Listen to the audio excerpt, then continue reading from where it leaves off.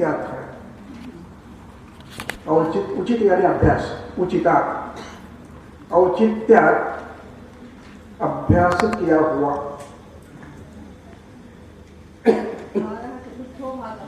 हाँ, किस प्रकार औचित, यहाँ औचित्यात् शब्द जो है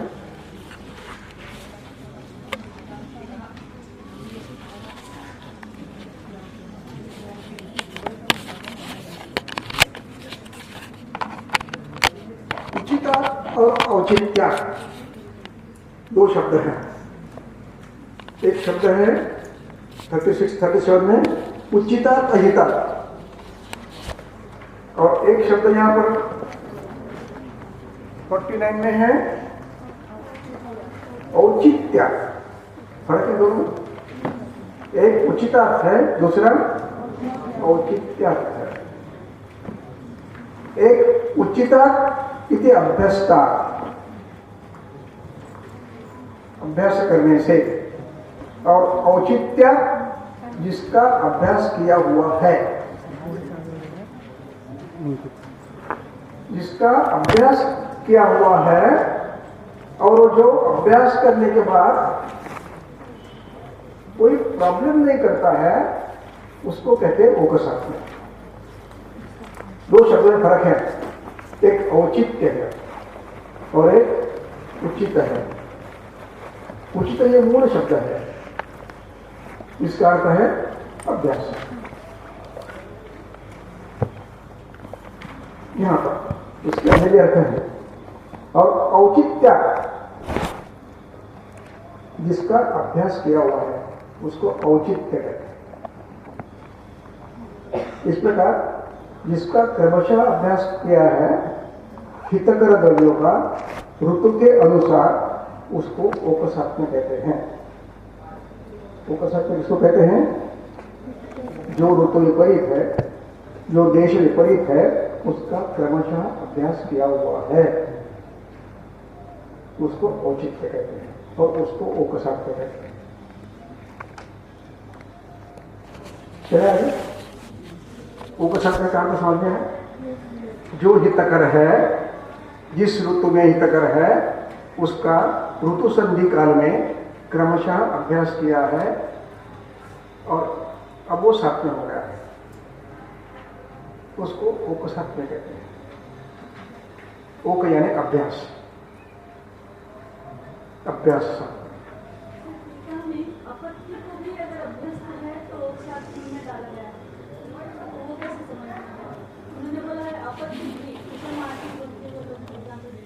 किसकी टीका है?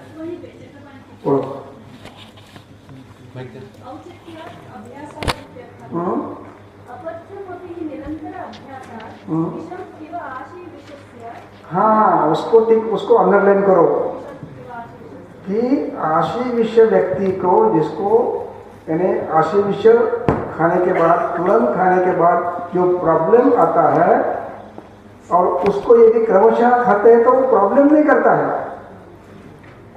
यानी विषय परिणाम तुरंत दिखाने का जो उसका स्वभाव था वो तुरंत नहीं दिखाता है, तो वो कम करता है। इसका अर्थ ये नहीं है कि जो हितकर है उसका अभ्यास करना चाहिए, ऐसा कहीं भी लिखा नहीं है। उल्टा मार्कवर्ड कहता है, कल हमने देखा था श्लोक, याद है? आज सुबह देखा था, कल देखा था, अष्टांगोदय 6 में, हमारे पंडित का अष्टांगोदय 6 तो हस्त निषेध है, अपथ्यम निषेध, अपथ्यस्य, हाँ क्या लिखा है? ओरिजिनल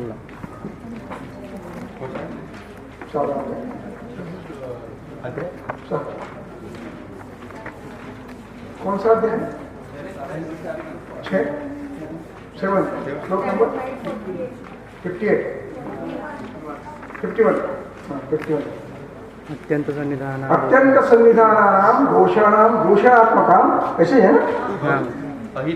अहितैहि दूषणं विद्वान् कर्तुं न अर्हति। न कर्तुम।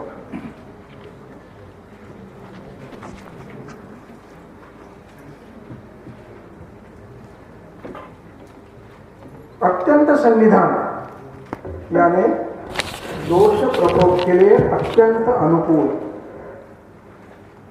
गुणतः बलवान, प्रकोप के लिए अत्यंत अनुकूल। अत्यंत सन्निधान दूषणात्मक, जिनका स्वभाव दोष करने का है, दुष्टि करने का है, किसका? दोषों का। जिनका स्वभाव दोषों की दुष्टि करने का है, बलवान है, ऐसे द्रव्यों का अभ्यास विद्वान व्यक्ति ने करना नहीं चाहिए। विद्वान कर्तुम न अर्हति, न शब्द का अभिप्राय नहीं, अर्हति का अर्थ अधिकार नहीं है। इसलिए अहितकर द्रव्यों का नहीं करना चाहिए। जैसे चक्रपाणी में लिखा है, मद्यपान एकदम करो आप, बिना आदत किए तो क्या होगा? फर्स्ट डे और आपने बड़ी मात्रा में वो ले लिया, कितना लेते पता नहीं, एक पूछते थे कितना ml होता है पता नहीं। समझो ऐसे एक जो भी मात्रा है सामान्य व्यक्ति पीने और एक ही, वो मात्रा यदि व्यक्ति इससे कभी पिया ही नहीं जीवन में, वो शुरू में ले लेता है तो क्या होगा? वो तो सोया तो उठेगा ही, या तो फिर बैठा है तो चल भी नहीं पाएगा। लेकिन वही व्यक्ति यदि धीरे धीरे धीरे करता है तो वो क्या करेगा? फिर वो इतना भी पचा सकता है। अहित अभ्यास करने से आशयविषय काम नहीं करेगा, अन्यथा वो आशयविषय है उसके लिए। जिसको आदत है उसको आशयविषय, जिसको आदत नहीं वो थोड़ा जितना ही देर को चक्कर आके गिर जाए, ऐसा काम नहीं करता। इसका अर्थ ये नहीं है कि अपना काम छोड़ता है, दोस्ती हो गए हमारे अब नहीं करेंगे, कुछ नहीं करेंगे आपको, ऐसे नहीं हो सकता। फर्क ध्यान में है। मैं उदाहरण दूसरा देता हूं समझने के लिए। देखिए आप स्नान रोज करते हैं, ठीक है? अब ऐसा अभ्यास करेंगे, एक दिन के बाद करेंगे, फिर अभ्यास करेंगे 2 दिन के बाद करेंगे, फिर करेंगे 4 दिन के बाद करेंगे, फिर करेंगे 8 दिन के बाद करेंगे, फिर करेंगे 15 दिन के बाद, फिर महीने के बाद, फिर 6 महीने के बाद, और फिर साल के बाद, और फिर कभी स्नान नहीं करेंगे। हो गया सत्य? अभ्यास खत्म हो गया।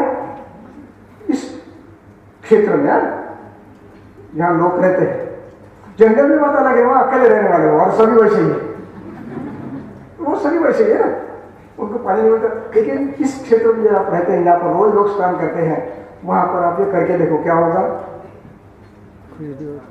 आपके मिलने के लिए कोई नहीं आएगा, ऐसा करके बदबू आ रही पसीना की, साफ का नहीं हो सकता, अही तक है। अब समझ में आया? और उदाहरण दो, अधिक आवश्यक है। तो ग्रंथ का अभिप्राय समझने का प्रयास करो। ग्रंथकर्ता का अभिप्राय क्या है? अभिप्राय यह है कि आशय जैसा काम करता है वैसा नहीं करेगा। इसका मतलब ये नहीं वैसा नहीं करता, इसका अभिप्राय यह है दूसरा करता है, अन्य आगे से करता है, उसको अर्थापत्ति कहते हैं। अर्थापत्ति कहते हैं उसको, वैसे नहीं करता है। इसका मतलब क्या हुआ? दूसरा तो करता ही है, अपने गुण तो बताता ही है। इसलिए सत्य की कल्पना ग्रंथकर्ताओं की है।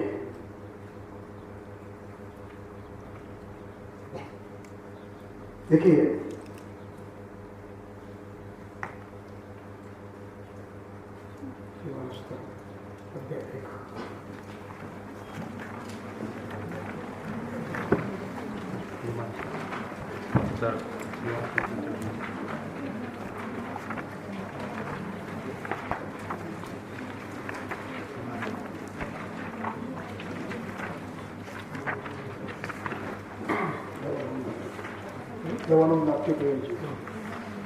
सूत्र 18, पेज नंबर 234।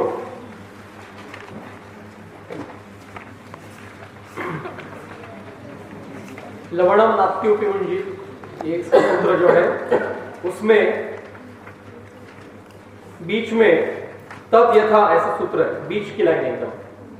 तद यथा बाल्लिक सौराष्ट्रिक सैंधव सौवीरकाः ते हि पयसा अपि सह लवणम अश्नन्ति ये अपि इह भूमेः अत्यूषरा देशः तेषु औषधि विरुद्ध वनस्पति वानस्पत्या न जायन्ते अल्पतेजसो वा भवन्ति लवणम उपहतत्वात् तस्मात् लवणम नात्युपयुज्येत। लवणम नात्युपयुज्येत। अब आगे देखो क्या लिखा है। ये ही अति लवण सात्म्याः, देखिए क्या शब्द का प्रयोग किया है, अति लवण सात्म्याः, यानी जिनको लवण का उपसात्म्य किया हुआ है उनके लिए वचन। पुरुषाः तेषाम् अपि खालित्य पालित्यानि वलयाः च अकाले भवन्ति। इसलिए आगे क्या लिखा है, लवणम नात्युपयुज्येत। अरे भैया मुझे आज कुछ नहीं हो रहा है, मैं लवण खा रहा हूँ, न कोई प्रॉब्लम है, भैया उधर कैसे हो सकता है, एविडेंस बेस्ड है, उधर कैसे हो रहा है। इसलिए शास्त्र वचन को बाधा नहीं आती है। जो हितकर है वो हितकर है, वो अहितकर है वो हितकर ही है। चले आगे, चलो। इदम हितम इदम अहितम, चरक विमान 8। अस्मिन् देशे किम आहारः किम विहारः किम आचारः किम सात्म्यम् इदम सात्म्यम् इदम असात्म्यम् इदम हितम इदम अहितम।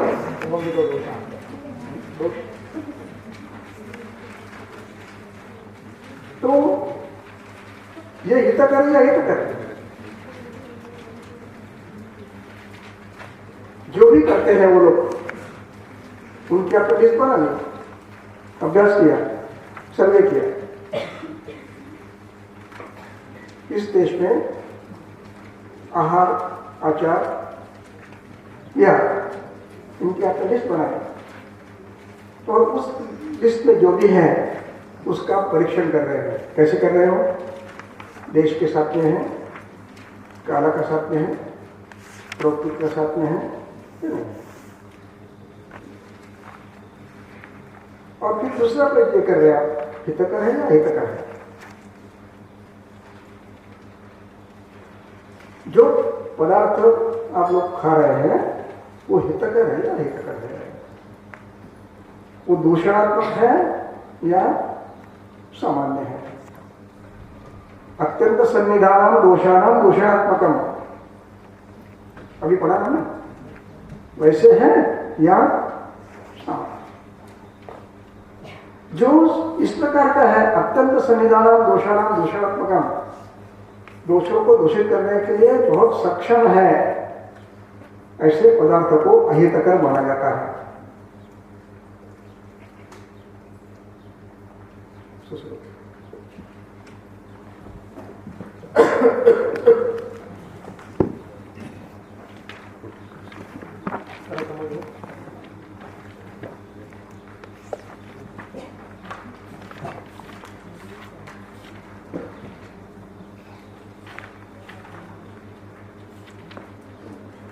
सुश्रुत सूत्रस्थान अध्याय 20 सूत्र क्रमांक 17, 20/17 सूत्रस्थान का, उसमें अध्याय का नाम है हिताहिती अध्याय। सूत्र ऐसा है, तरतम योग युक्तांश्च भावान अति स्निग्धान अति रुक्षान अति उष्णान अति शीतान इति एवं आदिन विवर्जयेत्। 97।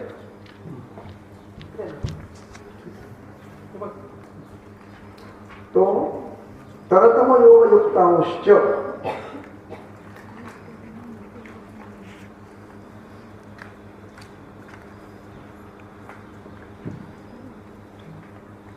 भावान, सॉरी सूत्र म्हणायचं मला तो झालं काय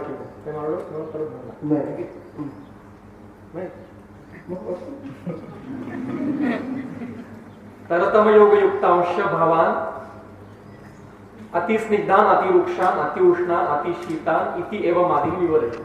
अति विवर्ज्य क्यों विवर्ज्य है? दोषात्मक है, अत्यंत सन्निधान है, दोषों को दुष्ट करने की क्षमता उनमें ज्यादा है, इसलिए अति तरतम योग युक्त अवश्य। तरतम ये डिग्री है, कंपेरेटिव सुपरलेटिव, और एक सामान्य है, जैसे पानी स्निग्ध है, पानी स्निग्ध नहीं है कि नहीं? दूध स्निग्ध है, स्निग्ध, घी स्निग्ध है, स्निग्ध, इसमें तरतम कर सकते हो? हाँ, कौन तम है?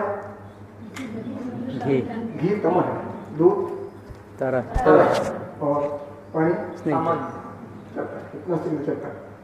ठीक है, अब देखें बकरी का दूध,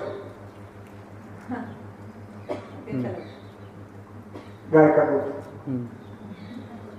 भैंस का दूध, राइट? अब इसमें गुरु, शीत, स्निग्ध, इनका तर्पण कर सकते हैं। हाँ सर, भैंस का कैसा है? तमा, क्या कहा? तमा, स्निग्ध तरह है, तमा, गुरु तरह है, शीत तरह है, अभिषंद तरह है, अभिषंद तम है, अभिषंद तमो, शीत तमो, गुरु तमो, स्निग्ध तम है। गाय का? तारा, बकरी का? स्निग्ध, वृक्ष, लघुत्तम है, लघुत्तम है। इस प्रकार तरतम योग युक्त करना है। अब केवल यदि आप ये करते हैं भैंस का और गाय का तुलना, तो ये तम है, गाय का सामान्य है, सामान्य, इसलिए वो नित्य सेवनी है। गाय का दूध वो भी नियम है, वो भी अभिषंदी है, इसलिए नियम है।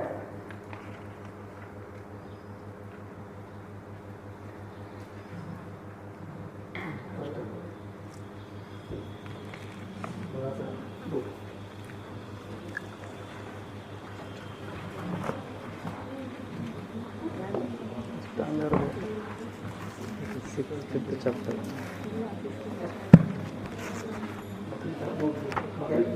दूध सामान्य, सामान्य दूध। क्षीरवर्गः स्वादुपाकरसं स्निग्धं ओजस्यं धातुवर्धनं वातपित्तहरं वृक्षं यश्मलं गुरुशीतलम्।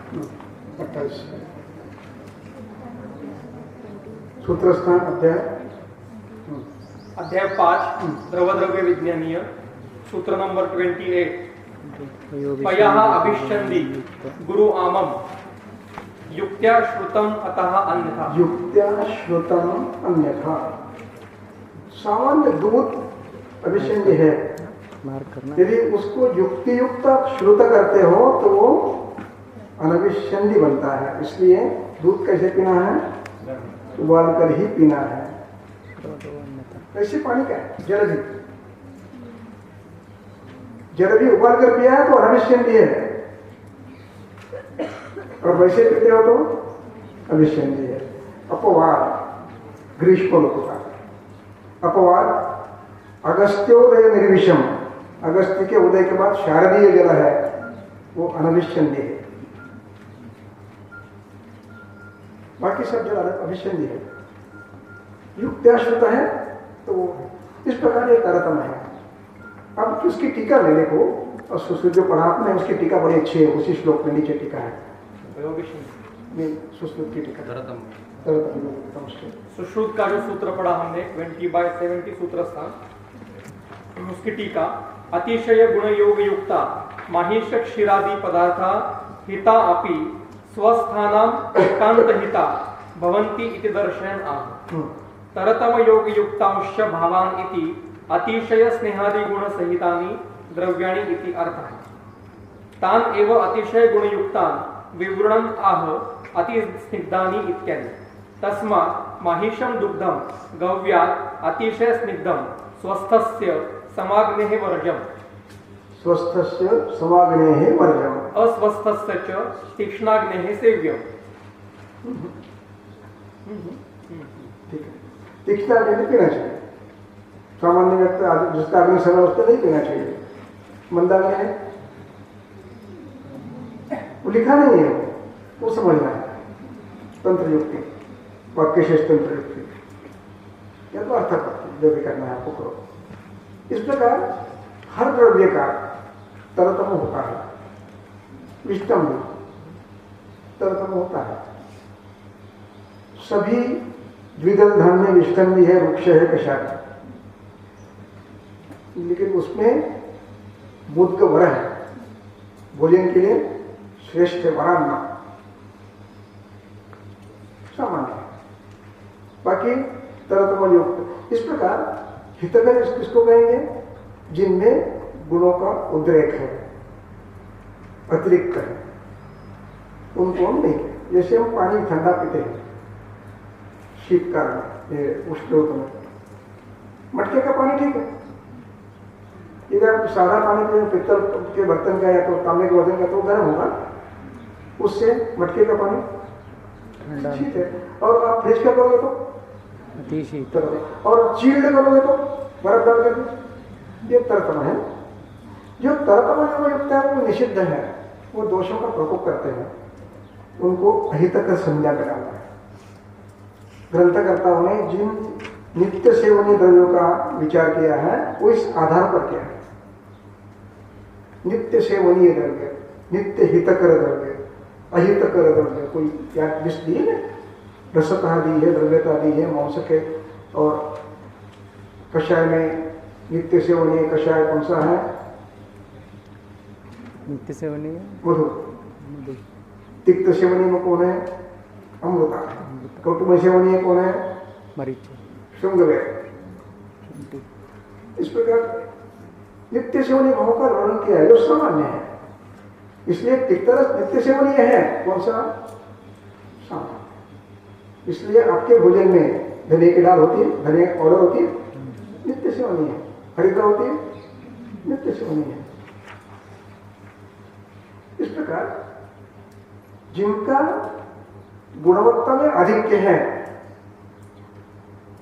वो वही है। और यह अनुभव के बाद ही लिखा है, अनुमान के बाद ही लिखा है, प्रत्यक्ष का नहीं होगा, अनुमान का आधार पर लिखा है, निष्ठा पक्ष से। इनको अहित कहते हैं।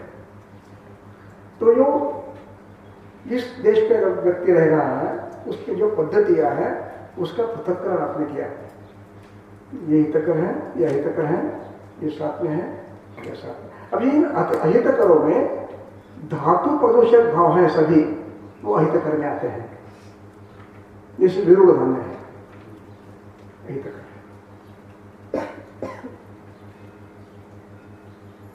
कच्चे धान्य है, कच्चा बिना पकाए, अहितकर। विरुद्ध, विरुद्ध समझ लो, अहितकर।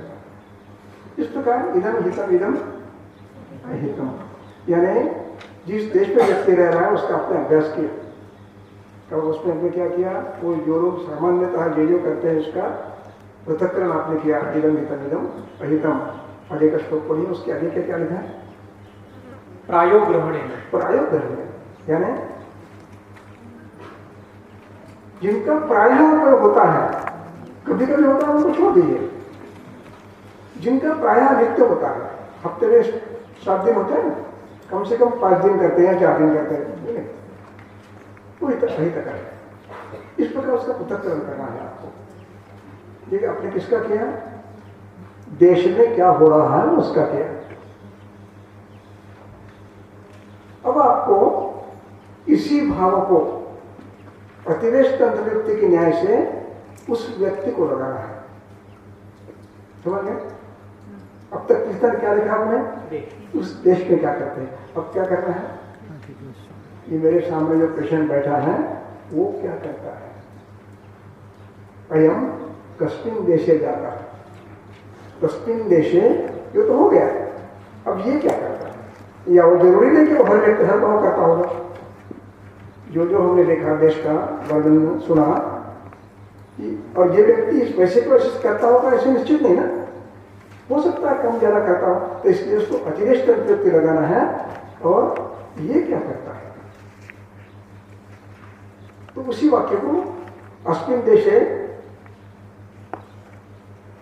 ये व्यक्ति अयम, उसका आहार क्या है, उसका विहार क्या है, उसका आचार क्या है, और उसमें भक्ति ज्यादा क्या है,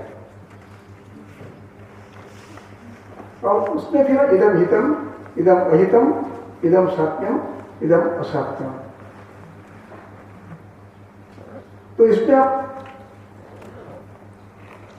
जब ये करोगे तो हितम अहितम सात्म्यम असात्म्यम, ये चार कारों करने की जरूरत नहीं है। राइट किया तो सात्म्य है, क्रॉस किया तो असात्म्य है, राइट किया तो हित है, क्रॉस किया तो अहित है। दो कॉलम में काम होता है आपका, सात्म्य हित। सात्म्य है यूं किया, हित है यूं किया, असात्म्य है यूं किया, अहितकर है यूं किया। इस प्रकार वो व्यक्ति क्या करता है अपने जीवन में सातत्य से, प्रायः साइजेबल अमाउंट में। और तीसरा क्या कहा था मैंने, विकृति विघात कर भावों का अभाव। वो भी आप जब पूछेंगे तब मुझे पूछने की आवश्यकता नहीं, आप विकृति कर भाव क्या करते हो, नहीं, वो क्या करता है उस पर देखो। यदि वो नित्य व्यायाम करता है इसका मतलब क्या हुआ, प्रकृति विघात कर भाव एक है, व्यायाम करता है, यानी दोषों का बल कम होगा। इस प्रकार आपको उस व्यक्ति के भावों का परीक्षण करना है जो करता है। इसी बात को अष्टांग संग्रहकार ने अतिरेष्ट अंतर्युक्ति से उस व्यक्ति को लगाई है। अष्टांग संग्रह सूत्रस्थ 23।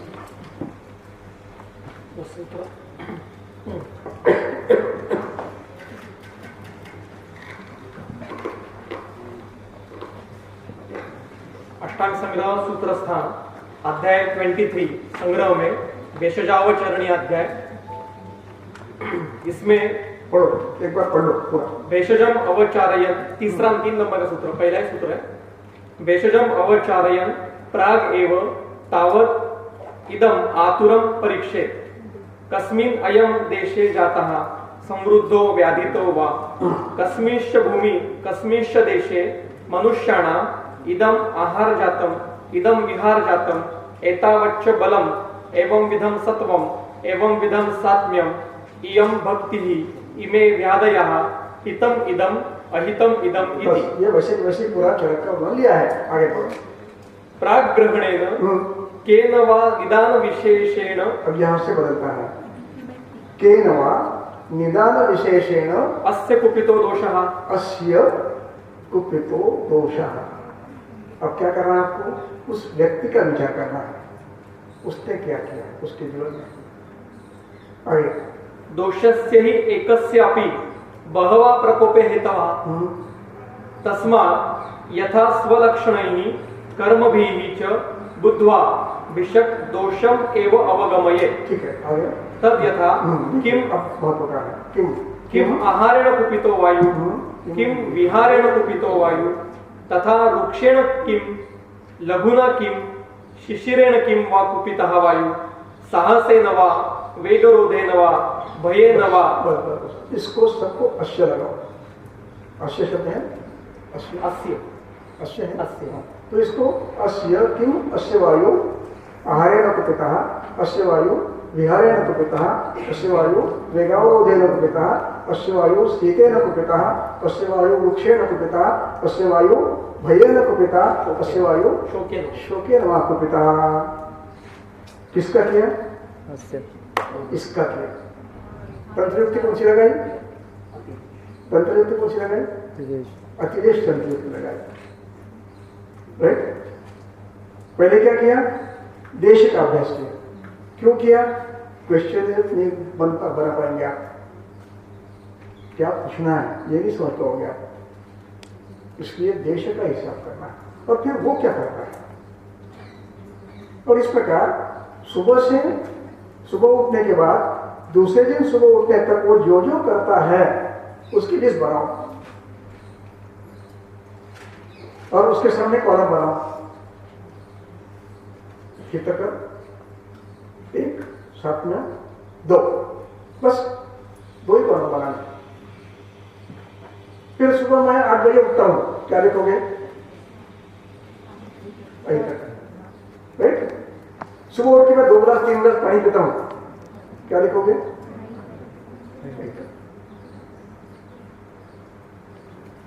मैं सुबह व्यायाम नहीं करता हूं, क्या लिखोगे? मैं सुबह उठ के भैंस का दूध पीता हूं आधा लीटर, क्या करोगे? आई तक इस प्रकार आपको उसका पृथक्करण करना है। कोई कहेगा मैं घी बिल्कुल नहीं खाता हूं, तेल बिल्कुल नहीं खाता हूं, दूध बिल्कुल नहीं पीता हूं, क्या करोगे? आई तक इस प्रकार 2 कॉलम में उसको बांटना है। उसकी मेरी जिसका प्लस है, राइट है, वो सभी क्या है? हेतु है। और जिनका plus plus minus minus cross है वो सब हेतु है, वो सब हेतु है। क्यों? प्रत्येक व्याधि में जो दिए हुए हेतु है वो दोष प्रकोप के हैं, व्याधि प्रकोप के नहीं है।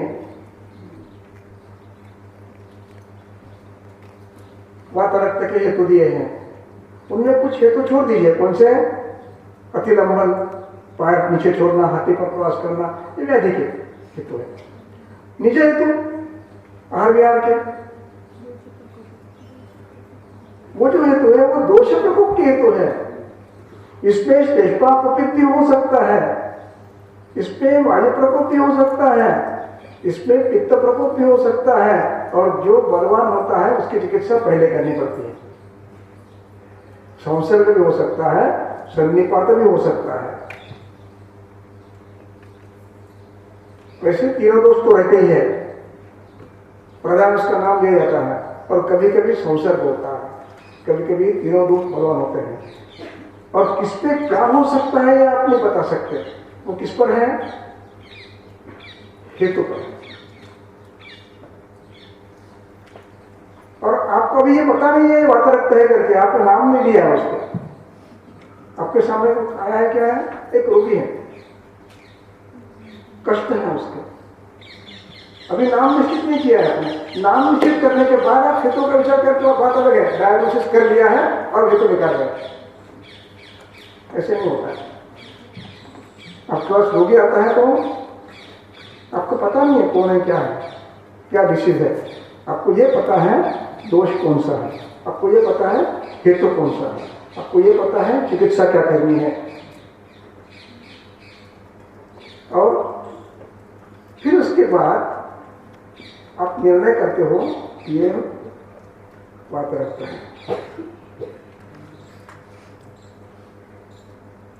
चिकित्सा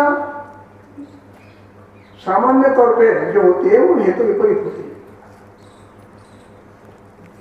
और फिर विशेष रूप से होती है वो निश्चित व्याधि का लक्षण है, उसके आधार पर व्याधि विपरीत की जाती है। इसलिए हेतु निकालने हैं वो ग्रंथोक्त श्वास के हेतु, ये मंद व्यक्ति के लिए, मंद बुद्धि के लिए, जिसका व्यवहार उसे चलता है। लेकिन कुशाग्र बुद्धि, तीक्ष्ण बुद्धि, कंसल्टेंट, सुपर कंसल्टेंट, इसके लिए ये पद्धति है। दोषों का ज्ञान पहले का, दोषम एवं अवगमय,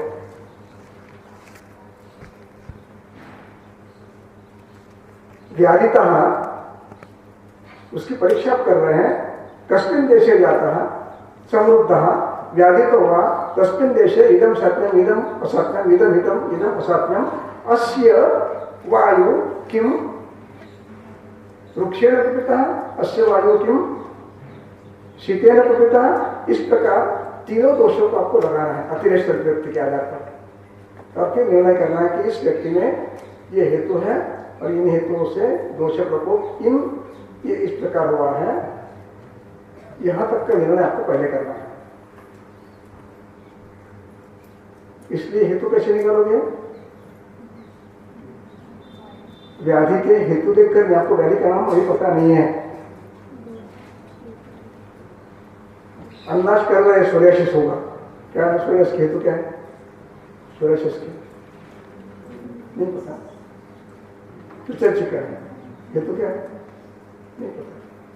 मुझे वैसे पुस्तक हेतु है, विचर्चिका के नहीं है, और वो हेतु है वो दोष प्रकोप के हैं, विचर्चिका के नहीं है, कीटिव के नहीं है, कुष्ठ के।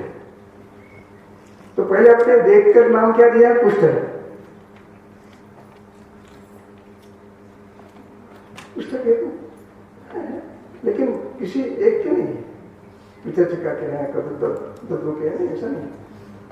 दोष प्रकोप के हेतु कुष्ठ करने वाला दोष प्रकोप के हेतु है, और वो सीमित है, उपलक्षण मात्र है।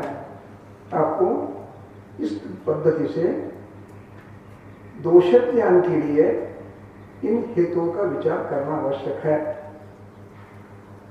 इदम हितम इदम अहितम, आचार जातम विहार जातम आहार जातम, इदम हितम इदम अहितम इदम सत्यम इदम असत्यम। और इसके आधार पर इस गुण से वायु कुपित है, इस गुण से पित्त प्रकोपित है, इस गुण से श्लेष्मा कुपित है। एवं दोषम अवगमय, क्या लिखा है? एवं दोषमेव अवगमय, दोषों का ज्ञान, दोष प्रकोप का ज्ञान लक्षणों के आधार पर करो, ये नहीं कह रहे हैं, नहीं कह रहे हैं। क्या कह रहे हैं? किम शीतेन कुपितः, किम उष्णेन कुपितः, किम स्निग्धेन कुपितः। आगे पढ़ो। ततः, ये वाक्य बहुत महत्व का है। ततः तत्प्रतिपक्षम औषधम प्रयुज्यमानम आशु सिद्धये संपद्यते। Are you getting the meaning of this sentence? तत्प्रतिपक्षम, उसके विपरीत, शीत से हुआ है तो उष्ण, वृक्ष से हुआ है तो स्निग्ध, द्रव से हुआ है तो द्रव के विपरीत, द्रव शोषक, घनत्व करने वाला, सांद्रत्व करने वाला। उष्ण से हुआ है तो शीत।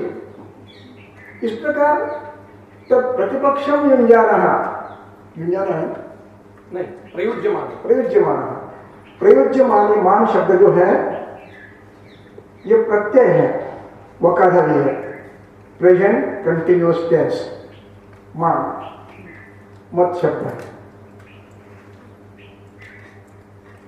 वो भगवत के समान चलता है, जगत के समान चलता है, और स्त्रीलिंग है तो नदी के समान चलता है। युञ्जमान यानी कंटिन्यूअस प्रयोग, प्रेजेंट टेंस, कंटिन्यूअस प्रयोग। तब प्रतिपक्षम औषधम युञ्जमानः, आगे क्या लिखा है?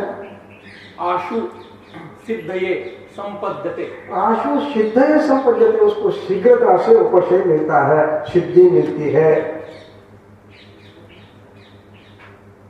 इस वाक्य को आप समझ लो।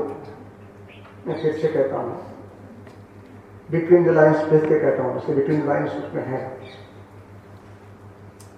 अध्यारोप है।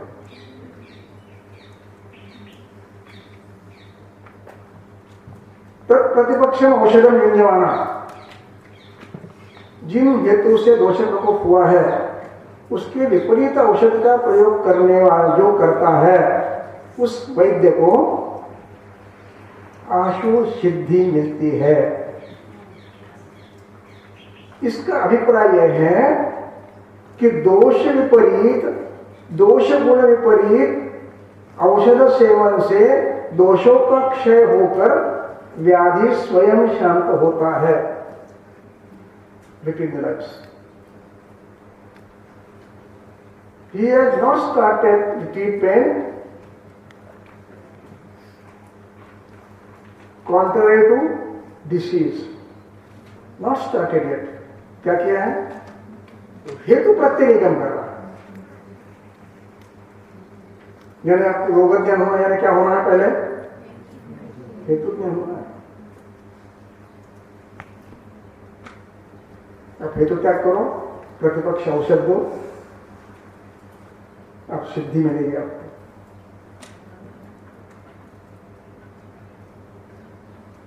खाली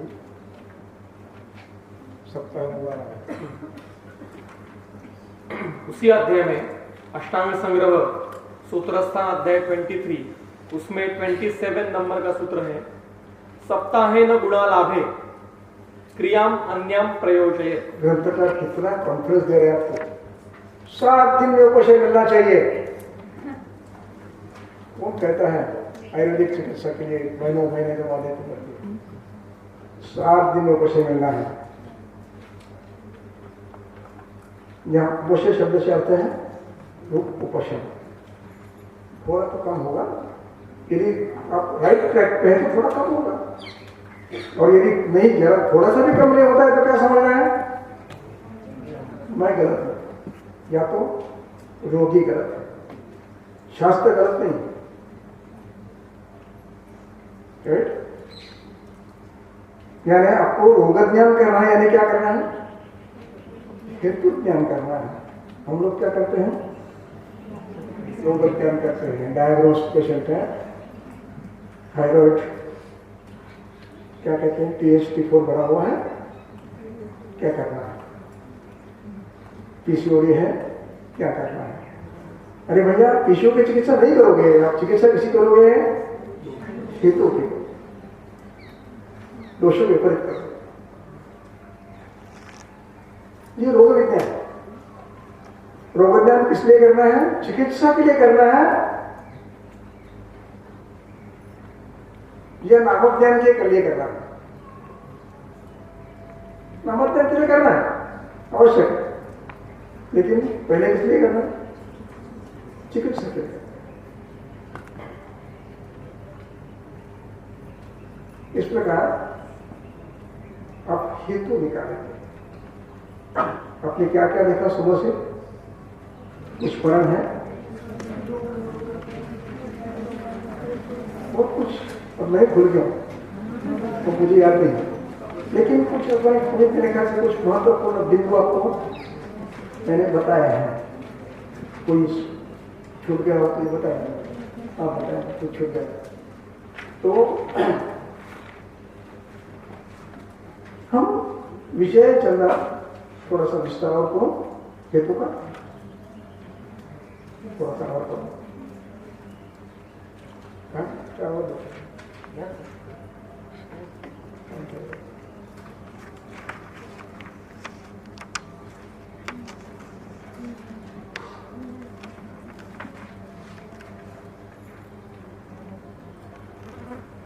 वो प्रश्न करोगे, एक काम इसको कर देंगे, परतंत्र भाषा के विषय होने के बाद फिर मैं कल उस पर चर्चा करूंगा, डिस्कशन और उस पर एक्सप्लेन करूंगा सुबह के लेक्चर में। आज अभी हो जाएगा, इसके बाद मेरे लेक्चर के बाद परतंत्र भाषा के हेतु का विषय होगा, और उसके बाद फिर मैं कल इस हेतु विस्तार को और करूँगा। अब यहाँ पर हम थोड़ा सा आगे जाएंगे। पहले हमने क्या किया? हेतु मतलब क्या है वो किया। हाँ, उसके बाद जो क्राइटेरिया जो होता है हेतु के लिए वो किया। हाँ, तो अभी आप वो करने वाले थे कि हाउ टू लीव द हेतुस, हाँ। हेतुस को कैसे छोड़ना? हेतु त्याग करना है आपको। अब हेतु त्याग करने में प्रॉब्लम आते हैं, बहुत प्रॉब्लम आते हैं। जैसे आप किसी को कहोगे बच्चे का दूध बंद कर दो, सुबह क्या कहेंगे, ये नहीं करेंगे। ये डॉक्टर है कौन है, वो है दूध, सुबह का दूध बंद करना है, बच्चों का वो भी। ये बड़े प्रॉब्लम आते हैं, अक्सर आते हैं। हाँ है क्या सूत्र सेवन। तो इसमें मध्यम मार्ग आपको स्वीकारना है, एकदम बंद नहीं करना है। थोड़ा थोड़ा बंद करो, उसको डाइल्यूट करो, उसमें कुछ दवा डालो, समय बदलो, गैप दो, एक्सटेंशन करो। अब 3-3 घंटे को दे रहे हो तो 6-6 घंटे को करो। 3-3 घंटे को देते हैं उसको। मैं एक बार ट्रीटमेंट पास कर रहा था, पता नहीं, याद नहीं कहाँ जा रहा था, लेकिन मेरे ट्रेन में डब्बे में किसी स्कूल के बच्चे थे, छोटे थे, मिडिल एज के।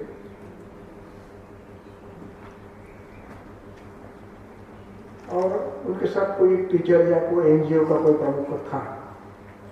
वो हर 3 घंटे को बच्चों को कुछ ना कुछ ताके देता था, हर 3 घंटे को। मैंने किसी को कहा भी, मेरे ख्याल से शायद अभिजीत था मेरे साथ, हर 3 घंटे में। अब वो बच्चों को चाहिए नहीं चाहिए, भूख लगी नहीं लगी है, किसी की तबीयत ठीक है नहीं है, पता नहीं, हर एक लोग, कभी वो क्या बोलते वड़ा पाव, फिर वो मिसल, फिर वो भजिए, हर 3 घंटे को 2 स्टेशन गए, तीसरे स्टेशन को ये नीचे उतरता था, सड़क को देता था। मैंने ये भैया क्यों कर रहे हो? वो हम एनजीओ वाले हैं, हमको डोनेशन मिलता है और उसमें ये स्ट्रिक्टली लिखता है कि बच्चों को हर 3 घंटे को WHO के हिसाब से इतना इतना खाना देना है।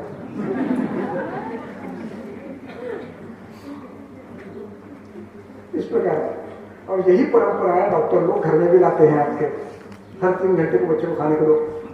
फिर बच्चा क्या करता है, यूं कर देता है। फिर आप क्या करते हो, बच्चा खाना ही नहीं खाता, दूध भी नहीं पीना। अब इस संकट को कैसे टालना, ये संकट है। हमारा विश्वास होना चाहिए अपने शास्त्र। हमारा शास्त्र कहता है जीर्ण अश्निया, क्या कहता है, जीर्ण अश्निया।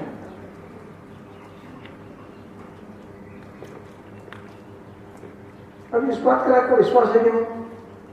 अब तो होना चाहिए, क्योंकि ये एविडेंस बेस्ड साइंस है, विश्वास होना चाहिए आपको। अब ये नहीं बोल सकते आप कि शास्त्र नहीं है। ग्रंथकार खुद कहते हैं विधि युक्तम। आपने देखा 27 चैप्टर 3rd श्लोक, विधि विहितम अन्नदानम इष्टगंध वर्ण स्पर्श प्राण है, और यदि इसके विपरीत किया तो अनारोग्य है। और ये क्या कहते हैं, प्रत्यक्ष फलदर्शना, प्रत्यक्ष हमने देखा है, इसलिए एविडेंस बेस्ड है कि विधियुक्त आहार होना चाहिए। जीर्ण अश्निया को, जीर्ण अश्निया भाई।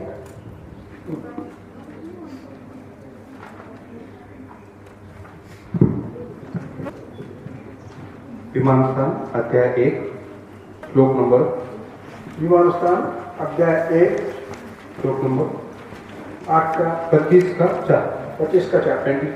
25/4। जीर्णे अश्निया अजीर्णे ही भुञ्जानस्य अभ्यवृत आहारजातं पूर्वस्य आहारस्य रसम अपरिणतम उत्तरेण आहारेण उपसृजत सर्वान् दोषान् प्रकोपयति। हाँ, पेज नंबर बताओ। Page number 237। Page number 237 Chakrapani में। और श्लोक नंबर 24 का 25 का होगा, 25/4 पेज नंबर 237। मेरा सबको मेरा अजीर्ण ही गुंजानस्य,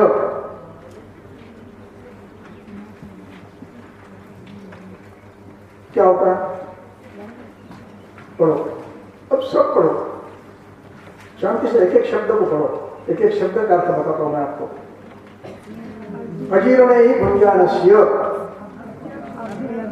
अजीर्ण होते समय शरीर में अजीर्णावस्था है और उसमें भोजन कर रहा है। भुंजानस्य षष्ठी है, करने वाले की, करने वाले का क्या होता है?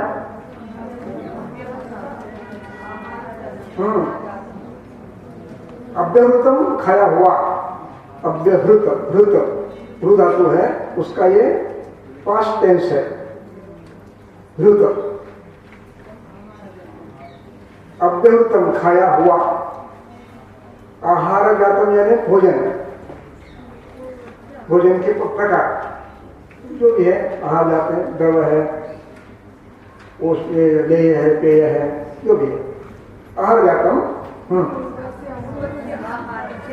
हाँ, इसके पहले का जो आहार जीर्ण नहीं हुआ है, पूर्वस्य षष्ठी है, पहले का, पहले के आहार रस वो कैसा है?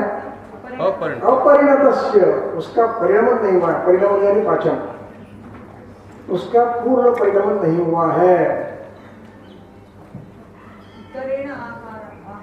अब आपने दूसरा आहार किया है तो इसको कहते हैं उत्तर आहार, यानी बाद में किया, उत्तर यानी बाद में किया हुआ। उत्तरेण आहार रसेण उपसृजत, उपसृजत का अर्थ समझ गए? समीप आना, मिलना, उप यानी समीप, दोनों एक हो जाते हैं।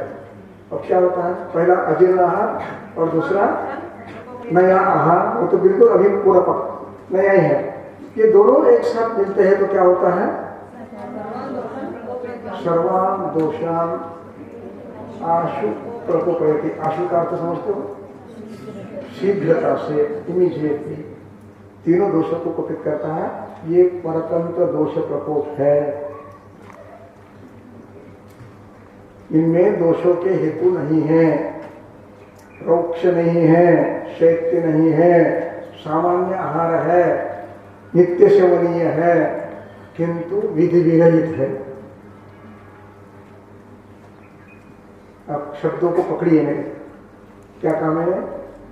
नित्य सेवनीय है, मात्रा युक्त है, लेकिन विधि विरहित है। ये हेतु बन गया।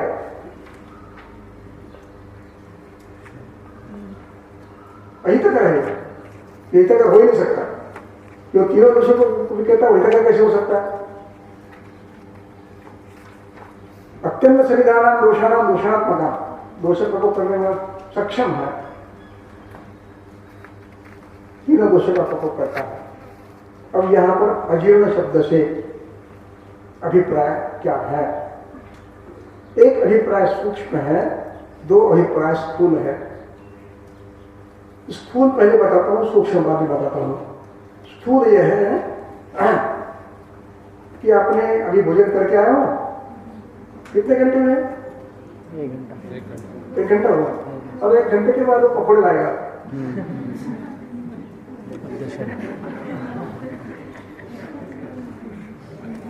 अब खा लोगे, अब थोड़ा सा एक तो खाया तो बात अलग है, मात्रा में कम है। और 1 दिन खाओगे तो ठीक है, 2 दिन खाओगे ठीक है, लेकिन रोज रोज खाते हो तो महीना भर गड़बड़। आज खाने में आपत्ति नहीं है, आज खा सकते हैं, कल खा सकते हैं, परसों खा सकते हैं, रोज नहीं खाना। सातत्य, साइजेबल अमाउंट।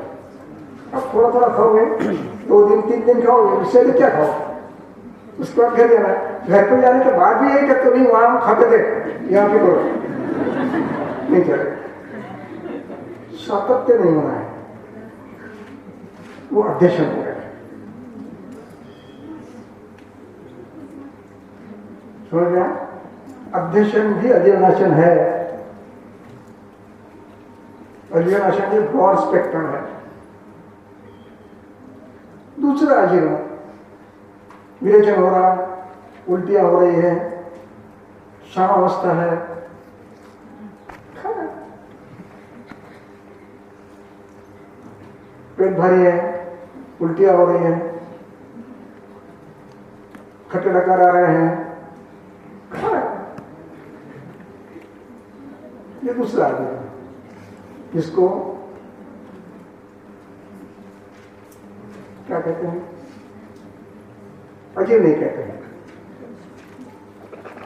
विसुचिका कहते हैं। एक अजीर्ण है, एक विसुचिका है और तीसरा विलंबिका है। तो ये विसुचिका पर जनरली कोई खाता नहीं है, लेकिन अजीर्ण में तो खा लेता है। थोड़ा पेट दुख रहा है, थोड़ा बुखार आ रहा है, खा लेता है, थोड़ा खट्टे डकार आ रहा है, खा लेता है। ये अजीर्ण है। विसुचिका ये बलवान है, इस पे कोई नहीं खाता। तीसरा विलंबिका है। तीसरी विलंबिका यह है कि अजीर्ण रोज हो रहा है, पता ही नहीं है इसको, रोज खा रहा है और लगातार चल रहा है। इसको जाकर इंद्रवृत्त होता है, इसको जाकर बाल झड़ने लगते हैं, इसको जाकर त्वचा में तंतु आने लगते हैं, इसको जाकर कहीं ना कहीं खुजली आती है, इसको जाकर बार बार प्रतिष्ठा होता है, इसको बार बार कोई बीमारी होती है, कोई ना कोई बीमारी होती रहती है। छोटी मोटी प्रतिष्ठा, काश, कभी उदर दर्द, कभी पीठिका, कभी मुखदूषिका, इसको विलंबिका कहते हैं। ये भी अजीर्ण है, इसको विस्तार में बाद में बताऊंगा। ये अजीर्ण है। तीसरा अजीर्ण और एक है जिसमें भूख लगती है लेकिन आहार परिणमन के संपूर्ण लक्षण उत्पन्न नहीं होते हैं। यानी अजीर्ण नहीं हुआ है, खट्टे डकार नहीं आ रहे हैं, पेट में कोई गड़बड़ी नहीं है, लेकिन शुद्धोदगार नहीं है, देह लाघव नहीं है, पेट में थोड़ा भी गुड़गुड़ है, 1 घंटा भर के बाद ठीक हो जाएगा, ऐसी अवस्था आती है। इसमें भूख भी लगती है। ये सूक्ष्म अजीर्ण है। इस अवस्था में भी भोजन नहीं करना है। इन सबको अजीर्ण भोजन कहते हैं। और यदि मैं आज पूछूं इनमें से कितने लोग अजीर्ण नहीं करते हैं, अजीर्ण भोजन नहीं करते हैं, तो एक भी हाथ ऊपर नहीं आएगा। 3 बार खाते हैं।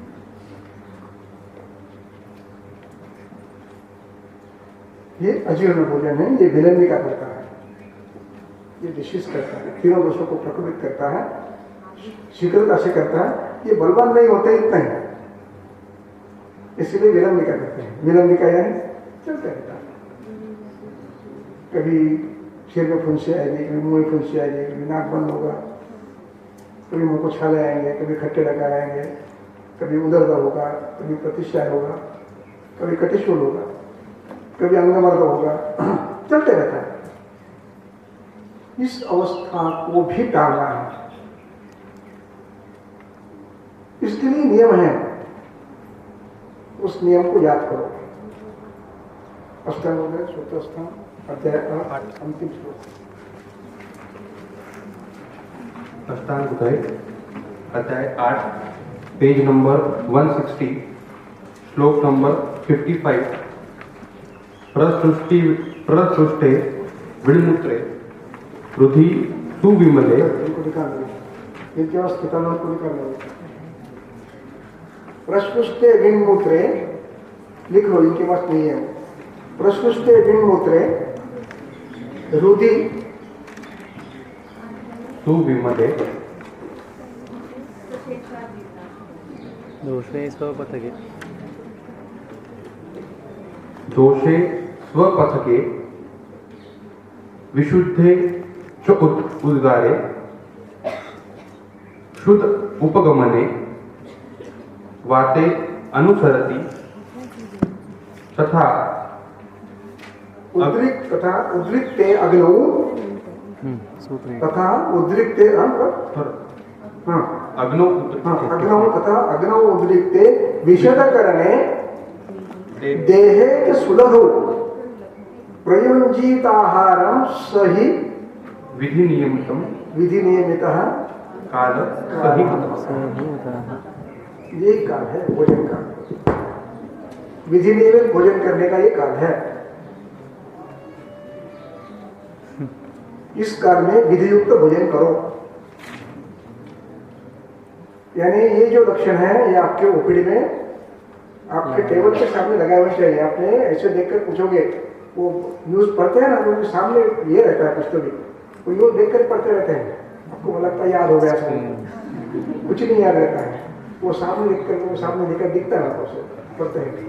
आज पंतप्रधान ने इसका स्वागत किया, आज पंतप्रधान ने इसका उद्घाटन किया, यहाँ पर यहाँ गोलीबारी हुई, एक एक पढ़ते रहते हैं।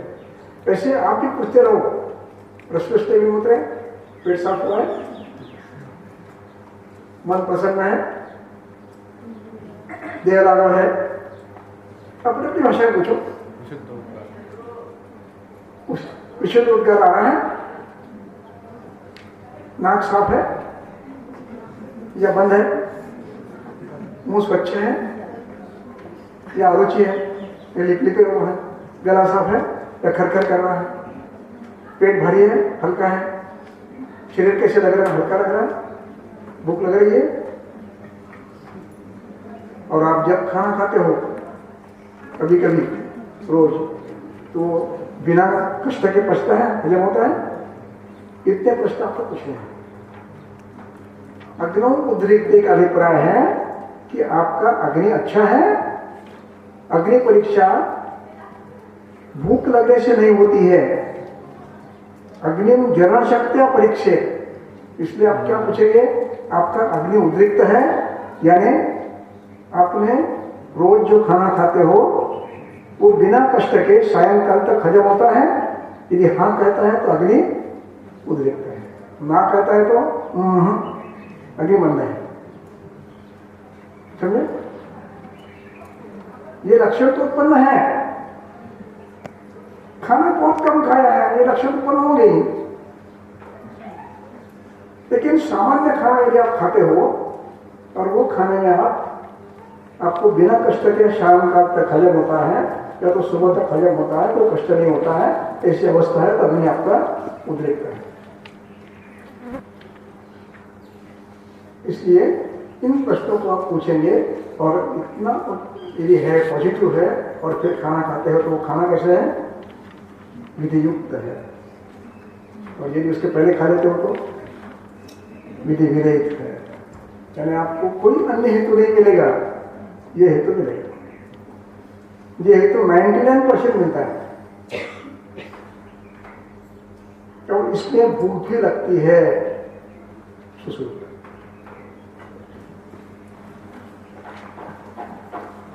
सुश्रुत सूत्रस्थान अध्याय 46।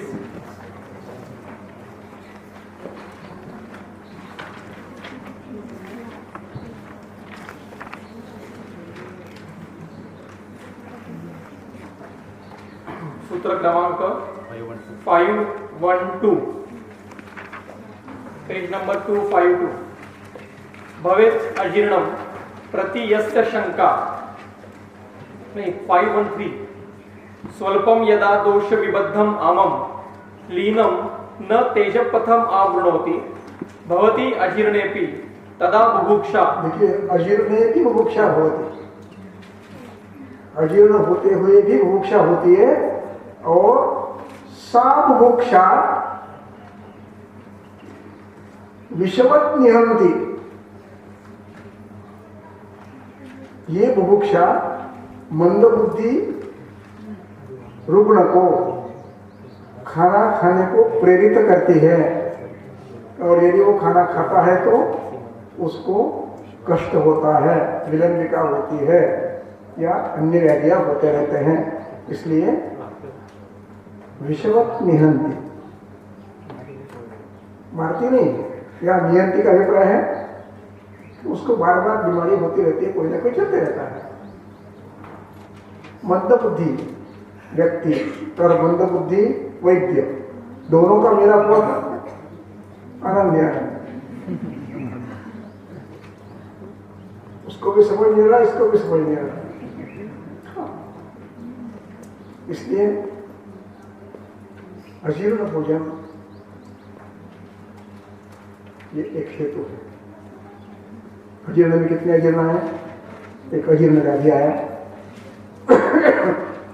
उसमें वात पित्त कफज प्रकार है, उसके लक्षण हैं, उसके लक्षण याद है आपको? अजीर्ण च कपाटवम तथा शोभाक्षयो विष्टुमदमनिला शूल निबंध अधमान हृदया वातज है तो विष्टम्ब अधमान हृदया शूल, पैतिक है तो ज्वर तृष्णा छल, अजीर्ण का लक्षण। इन लक्षणों का निर्माण होता है तो अजीर्ण है पक्का समझ लीजिए। कुछ लोग कहते हैं सुबह की मुंह में सूजन आ गई, डकार आते हैं, कफज अजीर्ण है। कुछ लोग कहते हैं छीने में जलन होती है, थोड़ा सा बुखार सा लगता है, पैतिक अजीर्ण है। कुछ लोग कहते हैं पेट में मोट होता है, तो पीछे भूख रहा है, अच्छा नहीं लग रहा है, सूखे रहना मन हो रहा है, इष्टब्द अजीर्ण है। अजीर्ण है बस, तीनों में से कोई लक्षण हो अजीर्ण है, ये एक। दूसरा विलंबिका, फुंसी आ रही, सिर में उदर्द हो रहा है, बार बार प्रतिष्ठा हो रहा है, बार बार उल्टी हो रही है, इन सबको अजीर्ण कहते हैं। और इसमें भूख भी लगती है, इसलिए आपको ये देखना है कि रोगी अजीर्ण भोजन करता है या नहीं। आपको हेतु एक भी नहीं मिलेगा। आप ज़्यादा क्या करते हो, जागरण करते हो क्या, खट्टा खाते हो क्या, दही खाते हो क्या, दूध पीते हो क्या, पानी पीते हो, कुछ नहीं कर रहा हूँ मैं।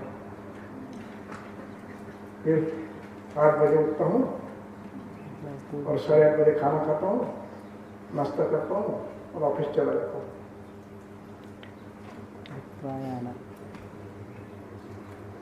ये तो कल किसी ने पूछा था, ये तो मिलते ही नहीं, क्या करेंगे? कहाँ गए? हरियाणा वाले? हाँ? ये एक हेतु ये, एक हेतु ये, आपको अन्य हेतु नहीं मिलेंगे, ये हेतु मिलते ही रहते एक। राइट? तो विषय क्या चल रहा था हमारा? हेतु त्याग। आपको ये त्याग करना है, कैसे करोगे? मुश्किल प्रश्न है, लेकिन करना। यदि ठीक हो रहा है तो कर। रोगी को यदि आप पर श्रद्धा है तो करता है। रोगी आपको परीक्षा, आपकी परीक्षा करता है, आपका बॉडी लैंग्वेज देखता है, आपके आंखों में देखता है, इसको कॉन्फिडेंस कितना है, ये मजाक कर रहा है, ट्रायल ले रहा है, या उसको कुछ आता ही नहीं है, ये सब समझता है। और लेकिन परिस्थिति वश तो आपके पास आता है, कोई नजीक नहीं है दूसरा, इसलिए या तो पहचान है आपकी, आप पैसे कम देते होंगे इसलिए आपकी आवश्यकता है। तो इस व्यक्ति को फिर आपको समझाना है, विथ कॉन्फिडेंस समझाना है, भैया आपको ठीक होना है, केवल 8 दिन के लिए मेरे लिए इतना करो। कितना दिन? 8 दिन। केवल 7 दिन ही करो। 7 दिन तो कर सकते हो ना? हाँ, कर सकते हो। क्या करना है? बस सुबह उठने के बाद गुड़ पर गर्म पानी पीना है, बाकी कुछ नहीं करना है, खाना कुछ खाना नहीं है, दूध पर कुछ पीना नहीं है, बस ऑफिस चले जाना है बिना खाए। हाँ, बिना खाए। फिर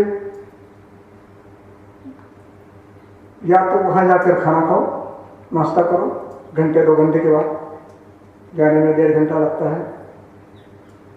बड़े बड़े शहरों में 1.5-2 घंटे जाने में लग जाते हैं, 2 घंटे बीत जाते हैं, थोड़ा सा परिणाम हो जाता है, फिर खाना खाओ। एक। दूसरा, यदि आपको थोड़ा समय है, यदि आप उठे बराबर 8 बजे उठकर 9 बजे निकलने जाते हो, सुबह जल्दी उठते हो और 9 बजे जाते हो, तो सुबह उठने के बाद थोड़ा घूमने जाओ, थोड़ा व्यायाम करो और फिर सुबह मूंग की दाल पंचकोल के पाठ में पकाए और पका कर उसका पतली दाल बनाओ, उस पर थोड़ा सा हिंग मस्टर्ड डालो, 1 गिलास पियो, ऑफिस में जाओ और फिर 1 बजे खाना खाओ। और इतना मेरे लिए 8 दिन करो। क्यों? यदि मैं उचित रास्ते पर हूं तो 8 दिन में उपशय मिलना ही है। और यदि उसको उपशय मिल गया तो वो क्या कहता है, मैं ये रोज करूंगा। अब आपको कहना रोज नहीं करना, 8 दिन किया बस हुआ। अब क्या करो, दवा लेके जाओ ऑफिस में, फिर वहां खाना खाओ, नाश्ता जो वहां करो, इतना करो, गरम गरम बना के एक ऑफिस में एक ये रखो, क्या कहते हैं उसको, ओवन। गरम करने का साधन रखो, गरम करके खाओ। कुछ हॉट प्लेट मिलती है, ओवन मिलता है, या तो डब्बा मिलता है गरम, आजकल वो सब मिलता है, तो गरम खा के गरम करके खाओ। इतना तो कर सकते हो। अब रहा दूध का सवाल, दूध बंद करना है तो कैसे करोगे? खास करके बच्चों के बारे में, छोटे बच्चों के बारे में।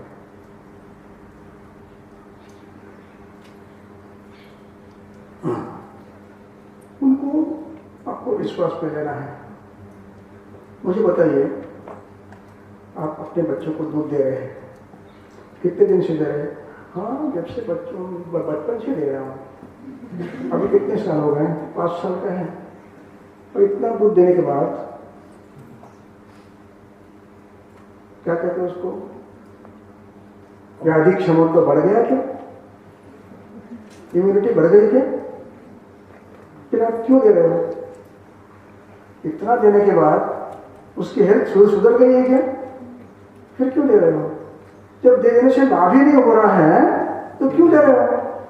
नहीं, वो कैल्शियम के लिए।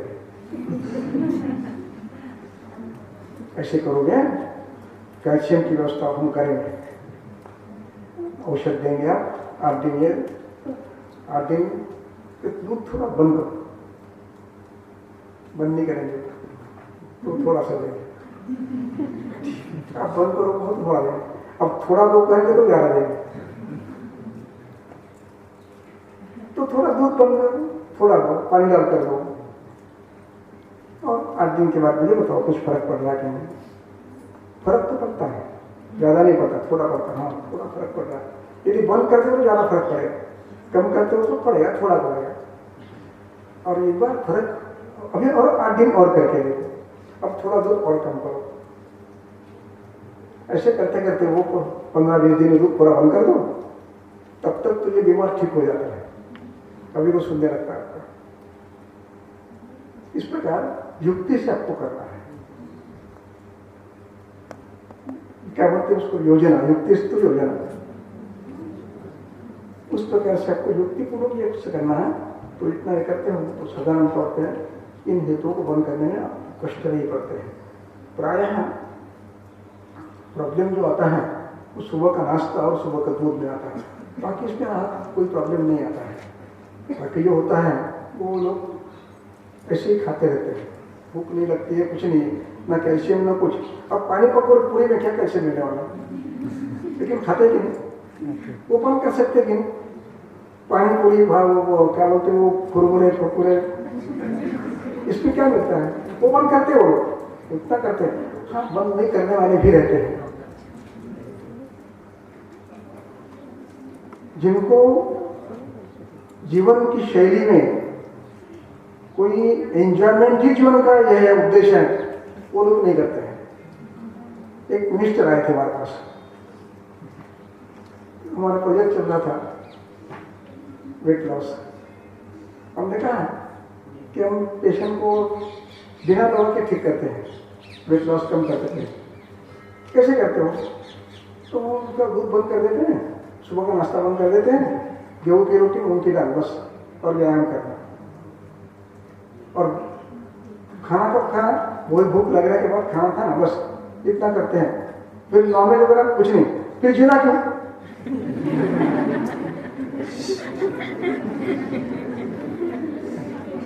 फिर जीने में अर्थ क्या है?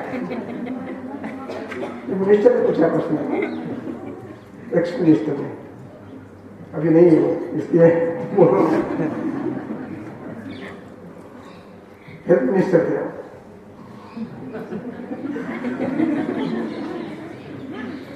कोल्हापुर के। तो ऐसे भी होते हैं लोग, वो नहीं सुनते। लेकिन जब वो परेशान हो जाते हैं ना,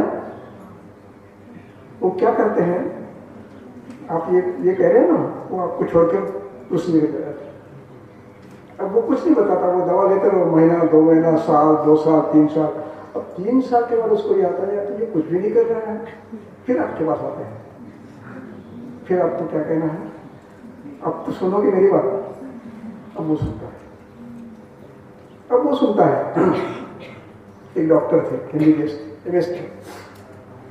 एमएस सर्जन थे, उनको पाइल्स।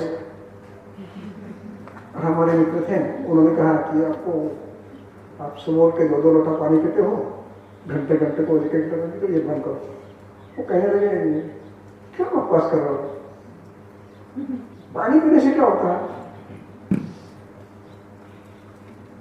हम तो बताते हैं 10-10 लीटर पानी पियो, आप बंद कर रहे हो हमारा पानी। तो हमारे मित्र ने कहा कि sir, I do agree, you are doctor, but I am also doctor. Will you kindly follow my instructions at least for 8 days? After 8 days, if you are not getting any relief, you will not return to me. Don't come to me.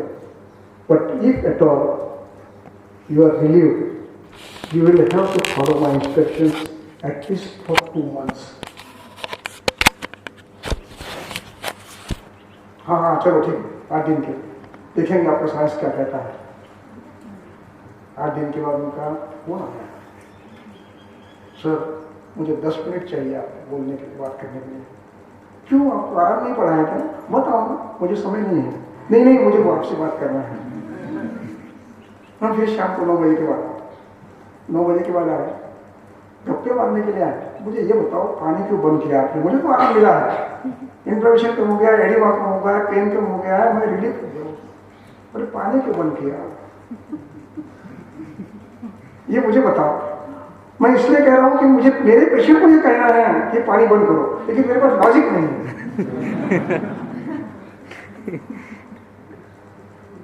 इस प्रकार patient को convince करना है, युक्ति से convince करना है। सुनते हैं लोग, लेकिन आपने ये होना चाहिए, क्या होना चाहिए? शब्द में, आपके वाक्य की रचना में, फेक में कॉन्फिडेंस होना चाहिए। और उसके लिए क्या होना चाहिए? दृष्ट करना, अभ्यस्त करना। कॉलेज में मैंने देखा है, मैंने पेशेंट करके देखे हैं और मैं उसकी बात कह रहा हूँ। ये कॉन्फिडेंस आना चाहिए आपको, तब लोग सुनते हैं और फिर आप ये कि तो बंद कर सकते हो। I think it is clear no. फिर तो कैसे बंद करना, एक किस्सा और बताता हूँ और फिर एक एमडी फिजिशियन, उनको हमारे किसी मित्र ने कहा, उनको गाड़ी चलाते हैं, कभी कोई चक्कर आती है, वहीं पर गाड़ी रख के यूज हो जाते हैं, सिर में दर्द होता है, उल्टी होती है, और फिर थोड़ी देर के बाद गाड़ी चलाते हैं। तो उन्होंने, हमारे दोस्त मित्र था हमारा, वो पेशेंट था, उसको मैं हमेशा, उसका फोन आता है तो कहता हूँ कि वो सुबह का नाश्ता बंद करो और शुंठी शक्कर खाओ। तो उसने वही उसको बताया, सुबह का नाश्ता मत करो और शुंठी और शक्कर खाओ 1 चम्मच। उसने खा लिया, खाने के बाद वो ठीक हो गया। वो मुझे फोन करता है कि sir, I want to know what is the role of not drinking the water और not taking the food in the morning and शुंठी और शक्कर। Please tell me, I am going to advice my patients also. ये परिवर्तन आता है और ये आने वाला है, निश्चित आने वाला है, निश्चित आने वाला है। कल की बात बताता हूँ आप, कल की है, पिछले 8 दिनों की। एक हमारा छात्र है, संगराजर में एमडी कर रहा है शालाक्य में, वो किसी डॉक्टर के पास ईएनटी में काम कर रहा है। तो वहाँ पर एक पेशेंट था, कर्नस्ट्रेड समझते हो? गुई गुई गुई आवाज आता है, कई दिनों से ट्रीटमेंट दे रहा है, उसने डॉक्टर ने उसके गले मार दिया, इसको क्या करना करो, उससे तो नहीं हो रहा था। तो दे दो इसको, क्या करता है करो, क्या करना है। तो उसने शुद्ध बातें लेकर के उसको कर्णपूरम, नस्य, शिरोधारा इतना किया। 2 दिन में पेशेंट एकदम आवाज बंद हो गया, नींद लग गई, स्वस्थ होया। बोला तुमने क्या किया? बोले उसको ये कान में तेल डाला, नाक में तेल डाला और सिर में तेल डाला, बस इससे हो गया। बोलते वो पूछो आप पेशेंट को।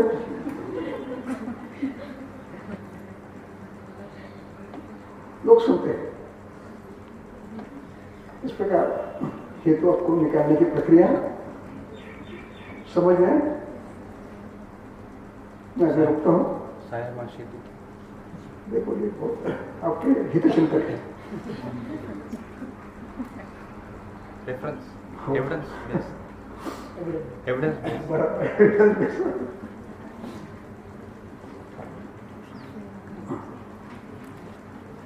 चिकित्सा स्थान, चरक चिकित्सा स्थान, अध्याय 15।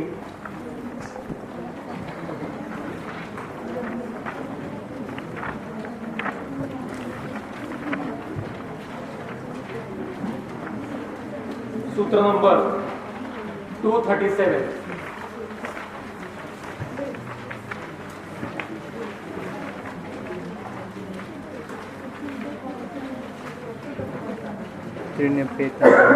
प्रातराशे तु अजीर्णेति सायं आशो न दुष्यति। बस इस वाक्य को पढ़ते हैं आप।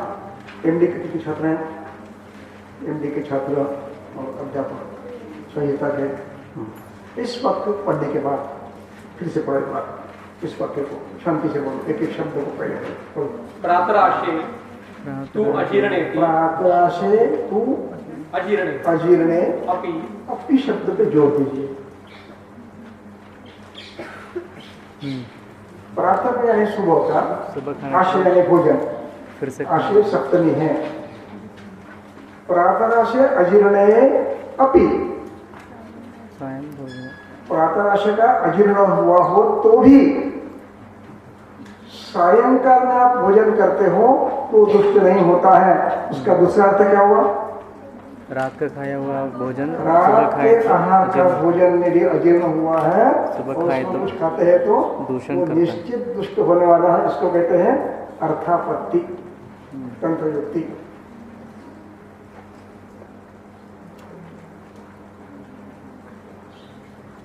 अर्थ क्या हुआ?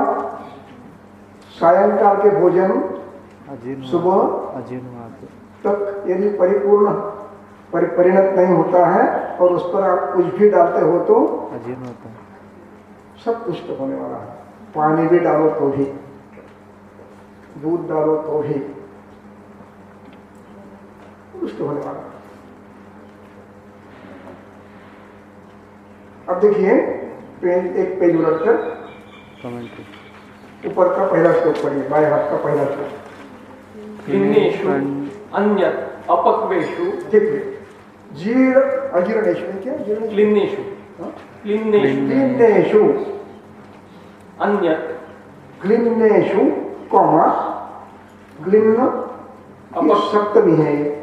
क्लिन्नेषु कोष्ठेषु, कोष्ठ यानी स्रोतस, क्लिन्न है।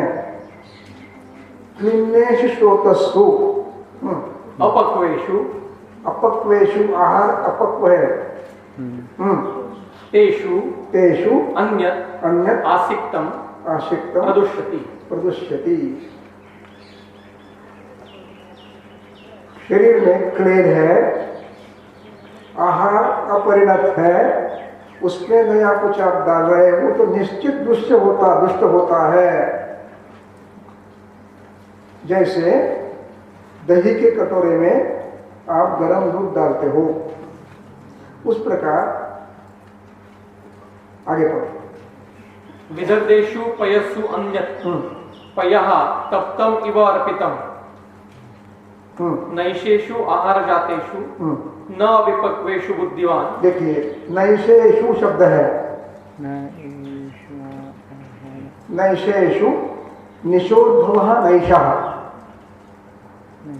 निषोद्भवः नैषः, ये प्रत्यय है। अष्टाध्यायी के 5वें अध्याय में आता है। प्रथित प्रत्यय है। नैष, नैषेषु रात्रि के सप्तमी है। नैषेषु आगे आहार जातेषु, आहार जातेषु, आप जो चतुर्विध आहार किया है, आगे अविपक्वेषु, अविपक्वेषु, वो विपक्व नहीं हुआ है, यानी क्या हुआ है, अपरिणत है। नैषेषु रात्रि का, आहार जातेषु अपक्वेषु, हाँ, न समश्नीय, न अन्यत समश्नीया, दूसरा खाना नहीं चाहिए, वो दुष्ट होता है। क्यों? रात्रि में शरीर में क्लेश ज्यादा उत्पन्न होता है। क्यों? एक, सूर्योष्ण नहीं है। दो, स्रोत बंद है। शरीर में हलचल नहीं, व्यायाम नहीं है।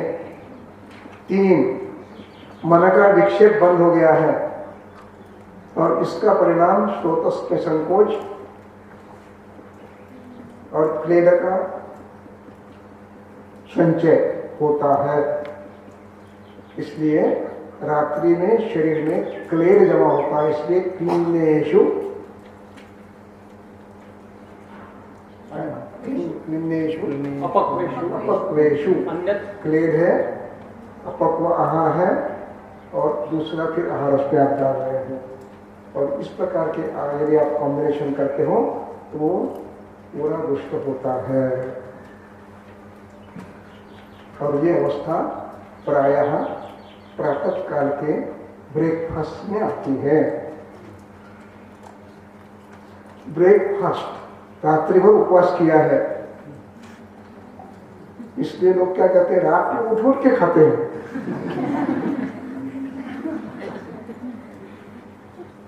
रात्रि में उपवास नहीं किया, रात को खाया है, कुछ काम नहीं किया, सोए हैं, तो भी कहते उपवास किया, क्योंकि खाए नहीं बीच में कुछ 3-3 घंटे को, तो उपवास किया है। इसलिए सुबह उठ के ब्रेक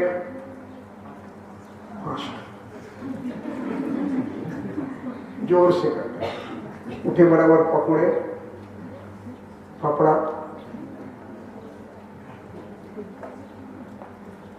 वो या फाफड़ा और गठिया तो बोल के खाते हैं।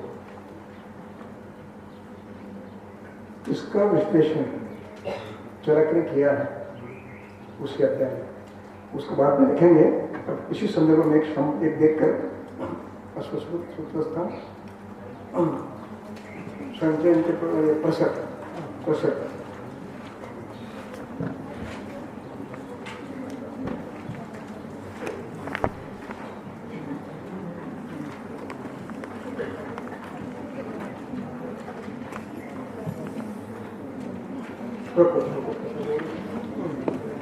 उदकपिष्टकेन्द्र समवाय उद्युक्तानाम् असो भवति। उदकपिष्टकेन्द्र समवाय उद्युक्तानाम् असो भवति। सुश्रुत सूत्रस्थान अध्याय 21 सूत्र क्रमांक 28 प्रसर की व्याख्या है। अत ऊर्ध्वं प्रसरम वक्ष्यामः तेषाम् एभिः आतंक विशेषैः प्रकुपितानां किण्वोदकपिष्ट समवायम् इव उद्रिक्तानां प्रसरो भवति। किण्व यानी खट्टास, सुराबीज, सुराबीज। इडली में किण्व डालते हैं ना, किण्व। पिष्ट यानी पिष्ट, क्या कहते हैं उसको, स्टार्च और पानी। ये इकट्ठा करने से क्या होता है, रख दिए तो फूलता है। ये प्रक्रिया यहाँ पर होती है।